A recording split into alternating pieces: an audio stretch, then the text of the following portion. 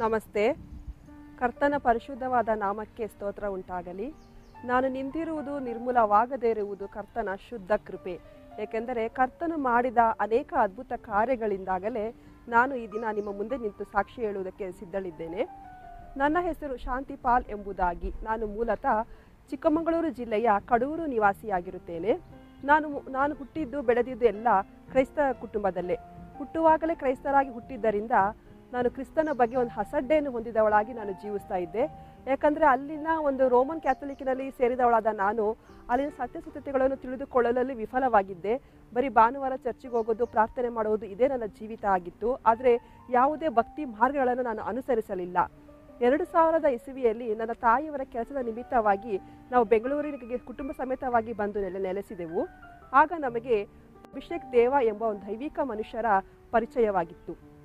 ಅವರು ನಮ್ಮ ಕುಟುಂಬದಲ್ಲಿ ಬಂದು ಅನೇಕ ರೀತಿಯಲ್ಲಿ ಕರ್ತನ ಸುವಾರ್ತೆಯನ್ನು ಸಾರಿ ಬೈಬಲ್ನಲ್ಲಿರುವಂಥ ಅನೇಕ ಸತ್ಯದ ಅಂಶಗಳನ್ನು ನಮಗೆ ತಿಳಿಸಿಕೊಟ್ಟಿದ್ದರಿಂದ ನಮ್ಮಲ್ಲಿರುವಂತಹ ನಾವು ಎಂಥ ಜೀವಿತ ನಾವು ಜೀವಿಸ್ತಾ ಇದ್ದೇವೆ ತಿಳಿದು ನಾವು ಸಂಪೂರ್ಣವಾಗಿ ಕ್ರಿಸ್ತನಿಗೆ ಒಪ್ಪಿಸಿಕೊಟ್ಟವರಾಗಿ ಸಮಸ್ತ ದೇಶಗಳ ಪ್ರಾರ್ಥನಾ ಮಂದಿರದ ನಿವಾಸಿಯಾಗಿ ಮಾರ್ಪಟ್ಟೆವು.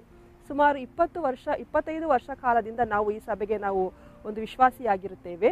ಹೀಗಿರುವಂಥ ಸಂದರ್ಭದಲ್ಲಿ ನನ್ನ ಜೀವನದಲ್ಲಿ ಒಂದು ದೊಡ್ಡ ಬಿರುಗಾಳಿಯು ಬೀಸಿತು. ಅದೇನೆಂದರೆ 2024 ಇಸವಿಯಲ್ಲಿ ನನಗೆ ತೀವ್ರವಾದ ಹೊಟ್ಟೆ ನೋವು ಬರಲಿಕ್ಕೆ ಸ್ಟಾರ್ಟ್ ಆಯಿತು. ಮತ್ತು ನಿರಂತರವಾಗಿ ನನಗೆ ವಾಮಿಟ್ ಬರ್ತಾನೆ ಇತ್ತು. ಸ್ವಲ್ಪ ನೀರು ಕುಡಿದ್ರೂ ಸಹ ಅದನ್ನು ಜೀರ್ಣ ಮಾಡಿಕೊಳ್ಳೋಕ್ಕೆ ಸಾಧ್ಯ ಆಗ್ತಾ ಇರಲಿಲ್ಲ. ತುಂಬ ಒಂದು ಸುಸ್ತಾಗ್ತಾ ಇತ್ತು. ಏನು ಕೆಲಸನೂ ಮಾಡಲಿಕ್ಕೆ ಆಗ್ತಾ ಇರಲಿಲ್ಲ. ಎಷ್ಟೇ ಡಾಕ್ಟರ್ಗೆ ತೋರಿಸಿದ್ರು ಇದಕ್ಕೆ ಏನು ಪರಿಹಾರ ಎಂಬುದಾಗಿ ಯಾವುದೇ ವೈದ್ಯರು ನಮಗೆ ತಿಳಿಸಿಕೊಡಲಿಲ್ಲ. ಯಾಕಂದರೆ ಕೆಲವು ವೈದ್ಯರು ಹೇಳ್ತಾ ಇದ್ರು ಹೊಟ್ಟೆಯಲ್ಲಿ ಏನೋ ಅಪೆಂಡಿಸ್ ಇರ್ಬೋದು, ಆಪರೇಷನ್ ಮಾಡಬೇಕು, ಅಲ್ಸರ್ ಇರಬೇಕು, ಹುಣ್ಣಿರಬೇಕು, ಈ ರೀತಿಯಾಗಿ ನಾನಾ ವಿಧವಾಗಿ ಹೇಳಿದರೆ ವಿನಃ ಖಂಡಿತವಾಗಿ ನಿಮ್ಗೆ ಇಂಥದೇ ರೋಗ, ಇಂಥದೇ ಕಾಯಿಲೆ ಎಂಬುದಾಗಿ ಯಾವ ವೈದ್ಯರು ನನಗೆ ತಿಳಿಸಿಕೊಡಲಿಲ್ಲ. ಇದರಿಂದ ನಮಗೆ ತುಂಬ ಜೀವನದಲ್ಲಿ ನಾನು ಬೇಸತ್ತು ಹೋಗಿದೆ. ಯಾಕಂದರೆ ಆ ವೇದನೆ, ಆ ನೋವನ್ನು ನನಗೆ ಸಹಿಸ್ಕೊಳ್ಳಿಕ್ಕೆ ಆಗ್ತಾ ಇರಲಿಲ್ಲ. ಇಂಥ ಸಂದರ್ಭದಲ್ಲಿ ನಾನು ಯಾಕೆ ಜೀವಿಸಬೇಕು, ನಾನು ಸತ್ತೋಗೋಣ ಅಂತ ಹೇಳ್ಬಿಟ್ಟು ನನ್ನ ಆತ್ಮಹತ್ಯೆಗೆ ನಾನು ಶರಣಾಗ್ಬಿಡಬೇಕು ಅಂತ ಹೇಳ್ಬಿಟ್ಟು ನಾನೆಲ್ಲ ಯೋಚನೆ ಮಾಡಿದ್ದು ಕಾಲಗಳು ಉಂಟು. ಆದರೆ ಕರ್ತನು ನನ್ನ ಜೀವಿತದಲ್ಲಿ ಮಾಡಿದಂಥ ದೊಡ್ಡ ಅದ್ಭುತ ಏನಂದರೆ, ನನಗೆ ಒಂದು ವ್ಯಕ್ತಿಗಳ ಮೂಲಕ ಅಲ್ಲೂರಿನಲ್ಲಿರುವ CMC ಹಾಸ್ಪಿಟ್ಲಲ್ಲಿ ಹೋದರೆ ಅಲ್ಲಿ ತುಂಬ ಚೆನ್ನಾಗಿ ನೋಡ್ತಾರೆ ಡಾಕ್ಟರ್ಸ್ ಎಲ್ಲ. ಅಲ್ಲಿ ನಿಮಗೆ ಬೇಗ ಗುಣ ಆಗುತ್ತೆ ಅಂತ ತಿಳಿಸ್ಕೊಟ್ರು. ನಂತರ ನಾವು ಕುಟುಂಬವಾಗಿ ಅಲ್ಲಿ ಹೋಗಿ ತೋರಿಸ್ಲಿಕ್ಕೆ ನಾವು ಹೋದಾಗ ಅಲ್ಲಿ ಡಾಕ್ಟ್ರುಗಳು ಬಂದು ನನ್ನನ್ನು ಸಂಪೂರ್ಣವಾಗಿ ಪರಿಶೋಧನೆಯನ್ನು ಮಾಡಿ ಎಲ್ಲ ಸ್ಕ್ಯಾನಿಂಗ್ ರಿಪೋರ್ಟು, ಬ್ಲಡ್ ರಿಪೋರ್ಟ್ ಎಲ್ಲವನ್ನು ಚೆಕ್ ಮಾಡಿದ ಮೇಲೆ ಡಾಕ್ಟ್ರು ಬಂದು ಹೇಳ್ತಾರೆ, ಅಮ್ಮ ನೀವು ಯಾತಕ್ಕಾಗಿ ಬೆಂಗಳೂರಿಂದ ಇಲ್ಲಿಯವರೆಗೂ ಬಂದಿದ್ದೀರಿ ಅಂತ ನಮ್ಮನ್ನು ಕೇಳಿದ್ರು. ಇಲ್ಲ ಡಾಕ್ಟರ್, ನನಗೆ ಈ ರೀತಿ ಪ್ರಾಬ್ಲಮ್ ಇದೆ ಅಂತ ಹೇಳಿದರು. ನನಗೆ ಈ ವರ್ಷ ಅಂದರೆ ಒಂದು 9 ತಿಂಗಳಿಗೆ 8 ತಿಂಗಳಿಗೆ ಈ ರೀತಿಯಾಗಿ ತೀವ್ರವಾದಂಥ ಹೊಟ್ಟೆ ನೋವು ಮತ್ತು ವಾಮಿಟ್ ಆಗೋದು, ಸುಸ್ತಾಗೋದು ಈ ರೀತಿಯಾಗಿ ಇತ್ತು. ನಾನು ಎಲ್ಲೂ ಸಹ ಕೆಲಸ ಮಾಡಲಿಕ್ಕೆ, ಜಾಬ್ಗೆ ಹೋಗೋಕ್ಕೆ ನನಗೆ ಆಗ್ತಾ ಇರಲಿಲ್ಲ ಅಂತ ನಾನು ಹೇಳಿದಾಗ ಅವ್ರು ಹೇಳಿದರು, ನಿನ್ನ ಸಂಪೂರ್ಣವಾಗಿ ನಾವು ಬಂದು ಸ್ಟಡಿ ಮಾಡಿದ್ವಿ, ನಿನ್ನ ಎಲ್ಲ ಒಂದು ಟೆಸ್ಟ್ಗಳ ರಿಪೋರ್ಟ್ಗಳನ್ನು ನೋಡಿದಾಗ ಅಲ್ಲಿ ಯಾವುದೇ ಸಮಸ್ಯೆ ನಮಗೆ ಕಂಡು ಬಂದಿಲ್ಲ. ನಿನ್ನ 2 ಕಿಡ್ನಿಗಳು ತುಂಬ ಚೆನ್ನಾಗಿ ಆರೋಗ್ಯವಾಗಿದ್ದಾವೆ. ನೀವು ಇಷ್ಟು ದೂರ ಬಂದಿದ್ದೇ ನಿಮಗೆ ವೇಸ್ಟ್ ಆಯಿತು ಅಂತ ಅವ್ರು ಡಾಕ್ಟ್ರು ಹೇಳ್ಬೇಕಾದ್ರೆ ನನ್ನ ಕಣ್ಣಲ್ಲಿ ತುಂಬ ಒಂದು ಆನಂದ, ಒಂದು ಹೆಂಗೆ ಹೇಳಬೇಕು, ಹೆಂಗೆ ಎಕ್ಸ್ಪ್ರೆಸ್ ಮಾಡಬೇಕು ಅಂತ ನನಗೆ ಸಾಧ್ಯ ಆಗ್ತಿರಲಿಲ್ಲ. ಯಾಕಂದರೆ ಅಷ್ಟು ನೋವು ನನ್ನ ಜೀವಿತದಲ್ಲಿ ತಿಂದಿದ್ದೆ. ಯಾಕೆ ಈ ಒಂದು ಸಾಕ್ಷ್ಯ ನಿಮ್ಗೆ ಹೇಳ್ತಾ ಇದ್ದೀನಿ ಅಂದರೆ, ನಾನು CMC ಹಾಸ್ಪಿಟ್ಲಿಗೆ ಹೋಗೋಕ್ಕಿಂತ 2 ದಿನಗಳ ಹಿಂದೆ ನಾನು ಪ್ರಾರ್ಥನೆಯನ್ನು ಮಾಡಿಸ್ಕೊಂಡಿದ್ದೆ. ಏನಂದರೆ, ಭೂಮಿ ಆಕಾಶವನ್ನು ಉಂಟು ಮಾಡಿದ ದೇವನಿಂದ ಎಲ್ಲವೂ ಸಾಧ್ಯ. ಆ ದೇವರು ಬಂದು ವೈದ್ಯನ ಮುಖಾಂತರ ನನ್ನ ರೋಗವನ್ನು ಗುಣ ಮಾಡಲಿ ಅಂತ ನಾನು ಪ್ರಾರ್ಥನೆ ಮಾಡಿ ಹೋಗಿದ್ದೆ. ಆದರೆ ಕರ್ತನು ವೈದ್ಯರ ಮುಖಾಂತರ ಅಲ್ಲ, ಆತನೇ ನನ್ನನ್ನು ಮುಟ್ಟಿ ಗುಣಪಡಿಸಿದ್ನು. ಇವು 2 ದಿನಗಳ ಹಿಂದೆ ನನಗೆ ಗುಣವಾಗಿತ್ತು. ಸೊ ಇದು ಒಂದು ನನ್ನ ದೊಡ್ಡ ಅದ್ಭುತ ನನ್ನ ಜೀವಿತದಲ್ಲಿ ನಡೆದಿದ್ದು.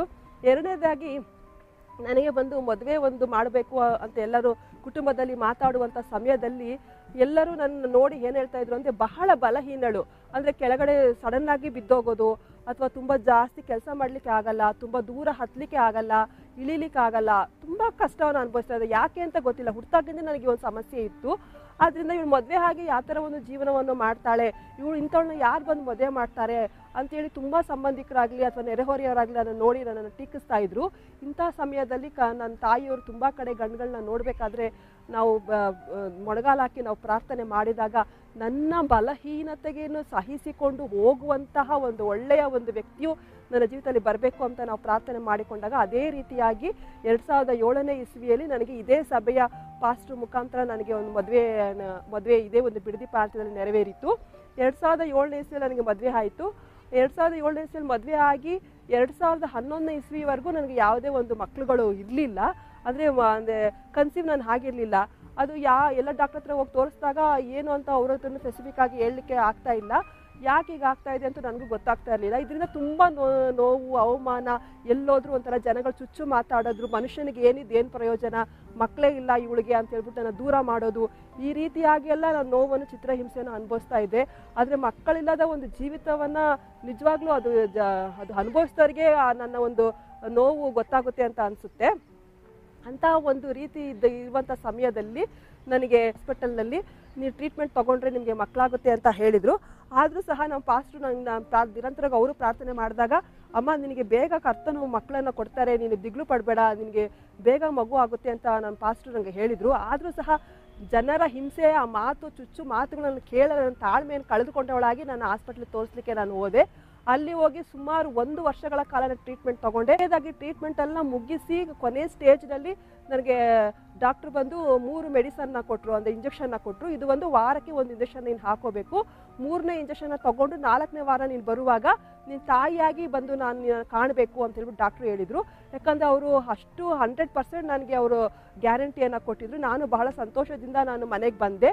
ನಾನು ಫಸ್ಟು ಆ ಇಂಜೆಕ್ಷನ್ ತೊಗೋಬೇಕು ಅಂತ ಹೇಳಿ ಬಿಡದಿ ಪಟ್ಟಣದಲ್ಲಿರುವಂತಹ ಒಂದು ಸರ್ಕಾರಿ ಆಸ್ಪತ್ರೆಗೆ ಹೋಗಿ ಅದನ್ನು ತಗೊಂಡು ನಾನು ಹಿಂತಿರುಗಿ ಬರುವಾಗ ಬಿಡದಿ ಮೇನ್ ರೋಡಲ್ಲಿ ನನಗೆ ಬಂದು ದೊಡ್ಡ ಒಂದು ಆಕ್ಸಿಡೆಂಟ್ ಆಯಿತು. ಅಂದರೆ ನಾನು ನಡೆದು ಬರ್ತಾ ಇರಬೇಕಾದ್ರೇ ಸಡನ್ನಾಗಿ ಒಂದು ಓಮಿನಿ ಗಾಡಿ ಬಂದು ನಾನು ಗುದ್ದಿ ನಾನು ಸುಮಾರು ದೂರ ಹೋಗಿ ಹಾರಿ ನಾನು ಬಿದ್ದೆ.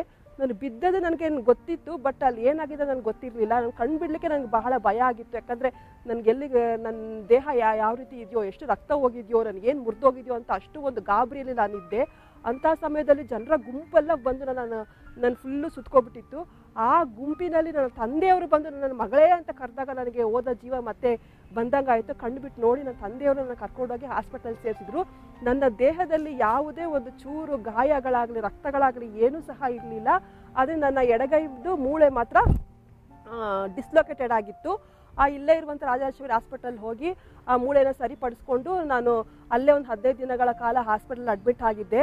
ಆ ಸಮಯ ನಾನು ತುಂಬಾವಾಗಿ ಅತ್ತೆ, ಯಾಕಂದ್ರೆ ಒಂದು ಮಗುಗಾಗಿ ದೇವರೇ ಎಷ್ಟು ನನ್ನ ಜನ ಬಂದು ನೋಡ್ಕೊಂಡು ಅಯ್ಯೋ ಆಕ್ಸಿಡೆಂಟ್ ಆಯ್ತಾ ನೋಡ್ಕೊಂಡು ಹೋಗ್ತಾ ಇದ್ದಾರೆ, ನನಗೊಂದು ಮಗು ಆಗಿಲ್ವಲ್ಲ, ಈಗ ನನ್ನ ಪಟ್ಟ ಕಷ್ಟ ಅಲ್ಲ ವ್ಯರ್ಥವಾಯ್ತಲ್ಲ ಅಂತ ಹತ್ತಿ ನಾನು ದೇವರ ಹತ್ರ ಒಂದೇ ಮಾತು ಕೇಳಿದೆ, ಕರ್ತನೆ ಭೂಮಿ ಆಕಾಶವನ್ನು ಉಂಟು ಮಾಡಿದ ದೇವನೇ, ನಾನು ನಿನ್ನ ನಂಬದೆ ನಾನು ಮಾಡಿದ ಕಾರ್ಯ ದೊಡ್ಡ ತಪ್ಪಾಯಿತು ದೇವರೇ. ಆದರೆ ಈ ವರ್ಷದಲ್ಲಿ ನನಗೆ ಕೈ ಮುರಿದೋಗಿದೆ ಅಂತ ಹೇಳ್ಬಿಟ್ಟು ಎಲ್ಲ ಜನ ಬಂದು ನೋಡ್ಕೊಂಡು ಹೋಗಿದ್ದಾರೆ. ಆದರೆ ಮುಂದಿನ ವರ್ಷದಲ್ಲಿ ನನ್ನ ಕೈಯಲ್ಲಿ ಮಗು ಇರಬೇಕು. ಈಗ ನೋಡಿಕೊಂಡು ಹೋದ ಜನರು ಮತ್ತೆ ಬಂದು ನಾನು ತಿರುಗಿ ನೋಡುವಾಗ ನನ್ನ ಕೈಯಲ್ಲಿ ಮಗುಗಾಗಿ ಅವ್ರು ಬಂದು ನೋಡುವರಾಗಿರಬೇಕು ಅಂತ ನಾನು ಬಹಳವಾಗಿ ಆ ಸಮಯದಲ್ಲಿ ನಾನು ಪ್ರಾರ್ಥನೆಯನ್ನು ಮಾಡಿದೆ. ನನಗೆ ಅಕ್ಟೋಬರ್ ತಿಂಗಳಲ್ಲಿ ನನಗೆ ಆಕ್ಸಿಡೆಂಟ್ ಆಯಿತು. ನನ್ನ ಮಗಳು ಅಕ್ಟೋಬರ್ 31ನೇ ತಾರೀಕು ನನಗೆ ನನ್ನ ಮಗಳು ಹುಟ್ಟಿದ್ಲು. ದೇವರು ಒಂದು ನಿಮಿಷನೂ, ಒಂದು ದಿನವನ್ನು, ಒಂದು ಗಳಿಗೆಯನ್ನು ಯಾವುದನ್ನು ಸಹ ಏರುಪೇರು ಮಾಡದೆ ನಾನು ಯಾವ ದಿನದಲ್ಲಿ ಪ್ರಾರ್ಥನೆ ಮಾಡಿ ಒಪ್ಪಿಸಿಕೊಟ್ಟಿದ್ದೋ ಅದೇ ದಿನ ಮುಗಿಯೋದ್ರ ಒಳಗಡೆನೆ, ಆ ತಿಂಗಳು ಮುಗಿಯೋದ್ರ ಒಳಗಡೆ ನನಗೆ ದೇವರೊಂದು ಸುಂದರವಾದಂಥ ಹೆಣ್ಣು ಮಗುವನ್ನು ಕೊಡ್ತು. ಮತ್ತು ಒಂದೇ ವರ್ಷದಲ್ಲಿ ಇನ್ನೊಂದು ಗಂಡು ಮಗುವನ್ನು ಸಹ ನನಗೆ ದೇವರು ಕೊಟ್ಟರು. ನನಗೀಗ 2 ಹೆಣ್ಣು ಮಕ್ಕಳು. ದೊಡ್ಡೋಳ ಹೆಸರು ಕ್ರಿಸ್ಟಿನಾ ಏಂಜಲ್ ಎಂಬುದಾಗಿ, ಮಗನ ಹೆಸರು ಡೇವಿಡ್ ಅಭಿಷೇಕ್ ಎಂಬುದಾಗಿ. 2 ಮಕ್ಕಳು ಆರೋಗ್ಯವಾಗಿದ್ದಾರೆ. ಇದರಲ್ಲೊಂದು ದೊಡ್ಡ ಮಿರಾಕಲ್ ಏನಂದರೆ, ಫಸ್ಟೇ ಹೇಳಿದಾಗೆ ನಾನು ತುಂಬ ಬಲಹೀನತೆ ಇದ್ದವಳು. ಆಗ ನನ್ನ ಕುಟುಂಬಸ್ಥರೆಲ್ಲ ಹೇಳಿದರು, ಇವಳಿಗೆ ಬಂದು ಸಿಸೇರಿಯನ್ ಆಗೋದಿಲ್ಲ, ನಾರ್ಮಲ್ ಆಗೋದಿಲ್ಲ, ಸಿಸೇರಿಯನ್ನೇ ಆಗೋದು, ಇವಳಿಗೆ ಹೊಟ್ಟೆ ಕುಯ್ದೆ ಮಗು ತೆಗೆಯೋದು ಅಂತ ಎಲ್ಲರೂ ಎದುರು ನೋಡ್ತಾ ಇದ್ರು. ಆದರೆ ಕರ್ತನು ಕೇವಲ 15ರಿಂದ 20 ನಿಮಿಷದೊಳಗಡೆ 2 ಮಕ್ಕಳನ್ನು ನನಗೆ ನಾರ್ಮಲ್ ಆಗಿ ಡೆಲಿವರಿ ಮಾಡಿ ಒಂದೇ ದಿನದಲ್ಲಿ ಮನೆಗೆ ಹೋಗುವುದಕ್ಕೆ ಕರ್ತನು ನನಗೆ ಸಹಾಯ ಮಾಡಿದನು. ಇದು ಒಂದು ದೊಡ್ಡ ಅದ್ಭುತ ಅಂತ ನಾನು ಹೇಳ್ಬೋದು. ಈ ರೀತಿ ಅನೇಕ ವಿಧವಾಗಿ ದೇವರು ನನಗೆ ಚಿಕ್ಕ ಚಿಕ್ಕ ಅದ್ಭುತ ಕಾರ್ಯಗಳನ್ನು ನನ್ನ ಜೊತೆಯಲ್ಲಿ ಅನೇಕ ವಿಧದಲ್ಲಿ ಮಾಡಿದ್ದಾರೆ. 3ನೇದಾಗಿ ನನ್ನ ಒಂದು ಆರ್ಥಿಕ ಬೆಳವಣಿಗೆ, ಅಂದರೆ ನಾನು ಬಂದು ಕೇವಲ PUC ಮಾತ್ರ ಓದಿರೋದು, ಕನ್ನಡ ಮಾಧ್ಯಮದಲ್ಲೇ ನಾನು ಓದಿರೋದು. ಅದರಿಂದ PUC ಓದೋರಿಗೆ ಈಗ ಎಂಥ ಕೆಲಸ ಸಿಗ್ಬೋದು ಅಂತ ನಿಮಗೆ ಗೊತ್ತಿರ್ಬೋದು. ಯಾವುದೋ ಗಾರ್ಮೆಂಟ್ಸಲ್ಲೋ ಅಥವಾ ಏನೋ ಯಾವುದಾರೋ ಒಂದು ಆಫೀಸಲ್ಲೋ ಸುಮ್ಮನೆ ಕ್ಲರ್ಕ್ ಥರ ಈ ರೀತಿ ಬರೆಯುವ ಕೆಲಸಗಳು ಸಿಕ್ಕಿದ್ರೂ ಸಿಗ್ಬೋದು. ತುಂಬ ಹೆವಿ ವರ್ಕ್ಗಳೇ ಈ ರೀತಿ ಫ್ಯಾಕ್ಟ್ರಿಗಳಲ್ಲಿ, ಕಂಪ್ನಿಗಳಲ್ಲಿ ಈ ರೀತಿ ಸಿಗುತ್ತೆ ನಾನು ಮಾಡಿದಂಥ ವಿದ್ಯಾಭ್ಯಾಸಕ್ಕೆ ತಕ್ಕ ಹಾಗೆ. ಆದರೆ ನಾನು ಬಲಹೀನಳಾಗಿದ್ದರಿಂದ ನಾನು ಎಲ್ಲೂ ಹೋಗಿ ಕೆಲಸ ಮಾಡಲಿಕ್ಕೆ ನನಗೆ ಸಾಮರ್ಥ್ಯ ಇರಲಿಲ್ಲ. ಹಾಗಾಗಿ ನಾನು ಒಂದು ಶಾಲೆಯಲ್ಲಿ ಕೇವಲ 900 ರೂಪಾಯಿಗೆ ಟೀಚರ್ ಆಗಿ ನನ್ನ ಕೆಲಸವನ್ನು ನಾನು ಸೇರಿಕೊಂಡೆ. ಸುಮಾರು 4ರಿಂದ 5 ವರ್ಷಗಳ ಕಾಲ ಒಂದು ಶಾಲೆಯಲ್ಲಿ ನಾನು ಟೀಚರಾಗಿ, ಶಿಕ್ಷಕಿಯಾಗಿ ನನ್ನ ಕೆಲಸವನ್ನು ಮಾಡಿ ನಾನು ಶಾಲೆ ಬಿಡಬೇಕಾದ್ರೆ ನನಗೆ ಕೇವಲ 4,000 ಸಂಬಳ ಮಾತ್ರ ಇತ್ತು. 900 ರೂಪಾಯಿಂದ 4,000 ಕೇವಲ 4-5 ವರ್ಷಗಳಲ್ಲಿ ಮಾತ್ರ ಅದನ್ನು ಹೆಚ್ಚಿಸಲಾಯಿತು. ನಂತರ ನನ್ನ ತಾಯಿಯವರು ಒಂದು ಒಳ್ಳೆಯ ಸಂಸ್ಥೆಯನ್ನು ನಿರ್ಮಿಸಿದ್ರು. ಆ ಸಂಸ್ಥೆಯಲ್ಲೇ ನನಗೆ ಕೆಲಸವನ್ನು ಕೊಟ್ಟರು. ನನಗೆ ಏನೂ ಗೊತ್ತಿಲ್ಲ, ಇಂಗ್ಲೀಷ್ ಗೊತ್ತಿಲ್ಲ, ಯಾವ ರೀತಿ ಮಾತಾಡಬೇಕು ಅನ್ನೋದು ಕಮ್ಯುನಿಕೇಷನ್ ಸ್ಕಿಲ್ ನನ್ನಲ್ಲಿ ಇರಲಿಲ್ಲ. ಮತ್ತು ಒಂದು ಒಳ್ಳೆ ಪ್ರಾಜೆಕ್ಟನ್ನು ಹೇಗೆ ತೊಗೊಂಡೋಗ್ಬೇಕು ಎಂಬ ಜ್ಞಾನ ನನ್ನಲ್ಲಿ ಇರಲಿಲ್ಲ, ನನ್ನಲ್ಲಿ ಏನೂ ಇರಲಿಲ್ಲ. ಅಂಥ ಸಮಯದಲ್ಲಿ ನಾನು ಕೇಳಿದೆ, ನನ್ನನ್ನು ಹೇಗೆ ನೀನು ನಂಬಿ ನಾನು ಈ ಕೆಲಸವನ್ನು ಮಾಡಲಿ ಅಂತ. ತಾಯಿಯವ್ರು ಹೇಳಿದರು, ನೀನು ಮಾಡು, ನೀನು ಪ್ರೇಯರ್ ಮಾಡು, ನಿನ್ನಿಂದ ಆಗುತ್ತೆ ಅಂತ ಹೇಳಿದರು. ಆಗ ನಾನು ಕೆಲಸಕ್ಕೆ ನಾನು ಸೇರಿಕೊಂಡೆ, ಸಿಸ್ಟಮ್ ವರ್ಕನ್ನು ಕಲಿತೆ. ಒಂದೊಂದಾಗಿ ನಾನು ಕಲಿತು ಇಂದು ನಾನು ಬಂದು ಒಂದು ದೊಡ್ಡ ಒಂದು ನೆಟ್ವರ್ಕಲ್ಲಿ 14 ಫೀಲ್ಡ್ ಆಫೀಸರಲ್ಲಿ, ಈಗ ರಾಮನಗರ ಫೀಲ್ಡ್ ಆಫೀಸ್ಗೆ ನನಗೆ ಪ್ರಾಜೆಕ್ಟ್ ಫೀಲ್ಡ್ ಆಫೀಸರ್ ಆಗಿ ನಾನು ಪ್ರಮೋಟ್ ಆಗಿ ನನ್ನ ಕಾರ್ಯವನ್ನು ನಿರ್ವಹಿಸ್ತಾ ಇದ್ದೇನೆ. ನನ್ನ ಬಳಿ ಸುಮಾರು 5 ಜನ ಸಿಬ್ಬಂದಿಗಳಿಗೆ ನಾನು ಮೇಲ್ವಿಚಾರಕಿಯಾಗಿದ್ದೇನೆ. 20 ಹಳ್ಳಿಗಳಲ್ಲಿ ನಾನು ಒಂದು ಕೆಲಸವನ್ನು ಮಾಡ್ತೇನೆ. 100ರಿಂದ 200 ಜನ ರೈತರ ಮನೆ ನಿಂತ್ಕೊಂಡು ಧೈರ್ಯವಾಗಿ ನಾನು ಅವ್ರ ಬಳಿ ನಾನು ಮಾತಾಡ್ತೇನೆ. ಮತ್ತು ಪ್ರಾಜೆಕ್ಟ್ ವರ್ಕನ್ನು ಮಾಡ್ತೇನೆ, ಪ್ರಾಜೆಕ್ಟ್ ಪ್ರಪೋಸಲ್ನ ಮಾಡ್ತೇನೆ, ಅಕೌಂಟ್ ಸೆಕ್ಷನ್ನ ನಿರ್ವಹಿಸ್ತೇನೆ. ಈಗ ಅಡ್ಮಿನ್ ಆಫೀಸರ್ ಆಗಿ ನಾನೇನು ಮಾಡ್ತೇನೆ, ಕೆಲಸವನ್ನು ನಾನು ನಿರ್ವಹಿಸ್ತಾ ಇದ್ದೇನೆ. ಆಲೋಚನೆ ಮಾಡಿ, ಕೇವಲ PUC ಓದಿದಂಥ ನಾನು ಕರ್ತನು ಎಷ್ಟು ಜ್ಞಾನವನ್ನು ಕೊಟ್ಟು ನಾನು ಈ ರೀತಿಯಾಗಿ ನಾನು ಬೆಳೆಸಿದ್ದಾನೆ. ಬೈಬಲಲ್ಲಿ ಒಂದು ವಾಕ್ಯ ಇದೆ, ಯಾವನಿಗಾದರೂ ಜ್ಞಾನವು ಕಡಿಮೆಯಾಗಿದ್ದರೆ ಆತನು ನನ್ನನ್ನು ಬೇಡಿಕೊಳ್ಳಲ್ಲ, ನಾನು ಅವನಿಗೆ ಹೆಚ್ಚಾಗಿ ಕೊಡುವೆನೆಂಬುದಾಗಿ ಆ ವಾಕ್ಯವನ್ನು ಇಟ್ಟು ನಾನು ಪ್ರಾರ್ಥನೆ ಮಾಡಿ ಇಷ್ಟು ದೂರ ನಾನು ಬೆಳೆದಿದ್ದೇನೆ. ನನ್ನ ಮೂಲಕವಾಗಿ ನಾನು ಬೇರೆಯವರಿಗೆ ಕೊಡುವಂಥ ರೀತಿಯಲ್ಲಿ ನನ್ನನ್ನು ಕರ್ತನು ಬೆಳೆಸಿದ್ದಾರೆ. ಮುಂದೆ ಸ್ವಲ್ಪ ಹಿಂದಿನ ಜೀವಿತ ನೋಡೋದಾದರೆ ಸಾಲ ನನಗೆ ಒಬ್ರಿಗೆ ಹೆಲ್ಪ್ ಮಾಡೋಕ್ಕಾಗ್ತಿರ್ಲಿಲ್ಲ, ಏನೂ ಮಾಡೋಕ್ಕಾಗ್ತಿಲ್ಲ. ಕೆಲವೊಂದು ಬಿಸ್ನೆಸ್ಗಳನ್ನ ಮಾಡಿ ನಾನು ಲಾಸ್ ಆದೆ. ಈಗ ನನಗೆ ಸಾಲಗಳಿಂದ ನನಗೆ ಕರ್ತನು ಬಿಡುಗಡೆಯನ್ನು ಮಾಡಿ ಈಗ ನನಗೆ ಯಾವುದೇ ಸಾಲಗಳು ಇಲ್ಲದೆ ಅನೇಕ ಜನರಿಗೆ ನನ್ನ ಕೈಲಾದಷ್ಟು ಸಹಾಯವನ್ನು ಮಾಡುವ ಮಟ್ಟಿಗೆ ಕರ್ತನು ನನ್ನನ್ನು ಬೆಳೆಸಿದ್ದಾನೆ. ನನ್ನ ಕುಟುಂಬದಲ್ಲಿ ಸುಖ, ಸಂತೋಷ, ಶಾಂತಿ, ಸಮಾಧಾನವನ್ನು ದೇವರು ನನಗೆ ಕೊಟ್ಟಿದ್ದಾನೆ. ಅದಕ್ಕೆ ಮೊದಲೇ ನಾನು ನಿಮಗೆ ತಿಳಿಸಿದೆ, ನಾನು ನಿಂತಿರುವುದು ನಿರ್ಮೂಲ ಆಗದೇ ಇರುವುದು ಕರ್ತನ ಶುದ್ಧ ಕೃಪೆ. ಆತನ ಕೃಪೆ ಇಲ್ಲದೆ ಏನೂ ಸಾಧ್ಯವಿಲ್ಲ. ಒಂದು ಯೇಸುವನ್ನು ನಂಬಿದರೆ ದೇವರ ಮಹಿಮೆಯನ್ನು ಖಂಡಿತವಾಗಿ ನಾನು ಮಾತ್ರ ಅಲ್ಲ, ನೀವು ಕೂಡ ಕಾಣುವಿರಿ. ಈ ಸಾಕ್ಷಿಯ ಮುಖಾಂತರ ನೀವು ಸಹ ಕ್ರಿಸ್ತನಲ್ಲಿ ಬೆಳೆಯಬೇಕು ಎಂಬುದು ನನ್ನ ಆಶಯ. ಈ ಒಂದು ಸಮಯವನ್ನು ಕೊಟ್ಟದಕ್ಕಾಗಿ ನನ್ನ ಸಭಾಪಾಲಕರಾದ ಪಾಸ್ಟರ್ ಅಭಿಷೇಕ್ ದೇವರವರಿಗೂ ಮತ್ತು ಅವರ ತಂಡದವರಿಗೂ ನನ್ನ ಧನ್ಯವಾದಗಳನ್ನು ಸಲ್ಲಿಸುತ್ತೇನೆ. ಧನ್ಯವಾದಗಳು. ರೆವರೆಂಟ್ ಅಭಿಷೇಕ್ ದೇವ ವೀಕ್ಷಿಸಿದ್ದಕ್ಕಾಗಿ ಧನ್ಯವಾದಗಳು. ಇನ್ನಷ್ಟು ಜೀವನವನ್ನು ಬದಲಾಯಿಸುವ ಮತ್ತು ಶಕ್ತಿಶಾಲಿ ಧರ್ಮೋಪದೇಶಗಳಿಗಾಗಿ ಅನುಸರಿಸಿ ರೆವರೆಂಟ್ ಅಭಿಷೇಕ್ ದೇವ.